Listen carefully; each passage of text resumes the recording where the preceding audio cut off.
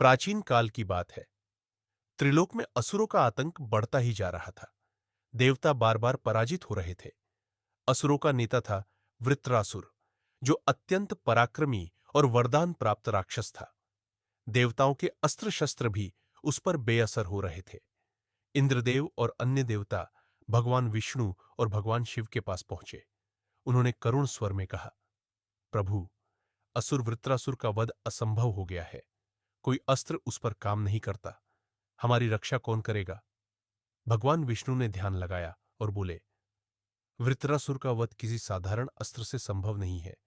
केवल आर्षि दधीचि की हड्डियों से बना हुआ वज्र ही उसे मार सकता है। यह सुनकर सभी देवता मौन हो गए, क्योंकि दधीचि महान तपस्वी और शिवजी के अनन्य भक्त थे। उनसे अपने प्राणों का त्याग मांगना अत्यंत कठिन था। आर्षि दधीचि तप के धनी, शिवजी के परमहंस भक्त और महान दानी थे। कहा जाता है कि वे नित्य महादेव का स्मरण करते और कठिन व्रतों का पालन करते थे। उनके जीवन का उद्देश्य था सृष्टि की भलाई। सभी देवता उनके आश्रम पहुंचे। उन्होंने दधीचि से कहा, महाराज, हम आपके चरणों में निवेदन करने आए हैं। केवल आप ही इस संसार को असुरों से बचा सकते हैं। आपकी हड्डियों से बने अस्त्र से ही वृत्रासुर का वध होगा। ऋषि दधीचि ने मुस्कुराकर उत्तर दिया, हे देवगण, यह तन मन तो क्षणभंगुर है। यदि मेरी हड्डियां किसी महान उद्देश्य में काम आ सकती है, तो इससे बड़ा सौभाग्य और क्या होगा। प्राण देना तो साधारण है, पर हड्डियों का दान करना, यही तो सच्चा परोपकार है। अराशी दधीचि ने स्नान करके गंगा जल से शुद्धि की। फिर वे ध्यानस्थ हो गए और बोले, हे शिव शंकर, हे महादेव, आपके चरणों में यह जीवन अर्पण करता हूं। मेरी अस्थियां धर्म और देवताओं की रक्षा में उपयोग हो।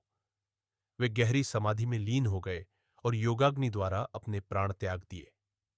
देवताओं ने आदरपूर्वक उनके शरीर से अस्थियां लेकर उन्हें स्वर्ग ले गए।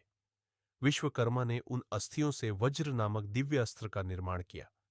वह वज्र इतना तेजस्वी था कि उसकी चमक से दिशाएं आलोकित हो उठी। इंद्रदेव ने उसी वज्र से वृत्रासुर का वध किया। असुर सेना पराजित हुई और त्रिलोक में शांति स्थापित हुई। देवताओं ने कृतज्ञ होकर घोषणा की, ऋषि दधीचि का यह दान युगों युगों तक याद किया जाएगा। उन्होंने हमें सिखाया कि सच्चा परोपकार वही है जिसमें अपना सर्वस्व अर्पित कर दिया जाए। आज भी उनके इस अद्भुत त्याग का स्मरण कर भक्त कहते हैं, धन्य है दधीचि, जिन्होंने अस्थियों तक का दान कर दिया। इस कथा से हमें यह शिक्षा मिलती है कि सच्चा धर्म वही है जिसमें स्वार्थ नहीं, केवल परोपकार हो। अराशी दधीचि ने दिखाया कि जब बात धर्म की रक्षा की हो, तो अपने प्राणों तक का बलिदान भी छोटा पड़ जाता है।